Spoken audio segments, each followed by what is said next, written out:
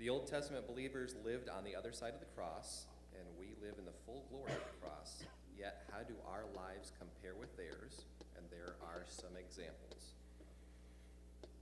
Seems that in Hebrews 11, they had so much faith. Even Rahab the harlot, and don't mention Daniel, the 3 Hebrews, and Samson, who used the jawbone of a donkey to slay 1,000, and on and on and on. So the main thing, compare, contrast. And what was some of the beginning stuff that was in that? By the way, he's reading that because people hand me questions on pieces of paper, and some of you feel like it's not fair that they didn't stand in line. So I conscripted Rich Johnsonbraugh's son-in-law, who is visiting from Nebraska, to read that. It's so kind of him to do it. But anything else in there? It seems like the contrast is around faith. Okay, and is it based like on their faith? Okay, good. Hey, thanks very much. And by the way, the answer is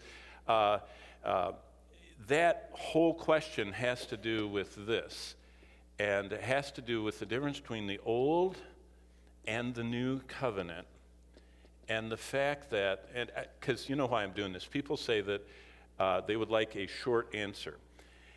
The Old Testament believers that are in Hebrews 11 that Matt read from this card are the ones who through faith were able to, do these great things and overcome and everything. But they did not do it on their own. And I think that if most of us understand that the Holy Spirit energized the Daniels and Ezras and Samsons and whoever else, Rahabs and everybody else. But in the Old Covenant, God selectively just said, David, okay, Elijah, okay, Daniel. That was the Old Testament. It was kind of like whoever he wanted at the moment to energize. But nowadays, we all have the exact same power as the Holy Spirit gave to them.